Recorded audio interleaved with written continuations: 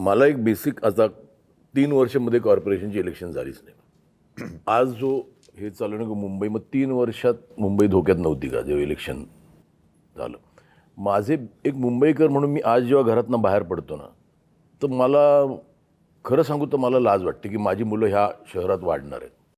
मी काही गोष्टी regularly follow करतो. आजचा एअर क्वालिटी इंडेक्स 183 आहे. ज्याचा आज मी भोगतोय. एक फुगा असतो की ज्याची कॅपॅसिटी एक आपण म्हणतो की तो एक पर्टिक्युलर ह्याच्यात तो फुटेल. तर जवळजवळ ह्या एका फुग्यात जवळजवळ त्याच्या 5 पट हवा भरलेली गेलेली आहे. माझा एक प्रॉब्लेम आहे की मुंबई डिकंजेस्ट कधी होणार. म्हणजे मी आता बाहेरचे लोंढे बोलतच नाही. एक मुद्दा सांगतो, विचारतो तुम्हाला. तुम्ही इतके वर्ष मुंबईत राहतायत. माझा आणि राजचा जन्म मुंबईतला आहे. आज जेवढं प्रदूषण दिसतंय, हवेचा जो काही निर्देशांक वगैरे म्हणतोय प्रदूषणाचा, हा एवढा खराब कधी झाला होता का? ह्याचं कारण असं की आता यांची जी काय होर्डिंग्ज लागलेत, विकासाची गती नाही आहे, ह्यांची विनाशाची गती आहे. नियोजन शून्य विकास हे याचं कारण आहे.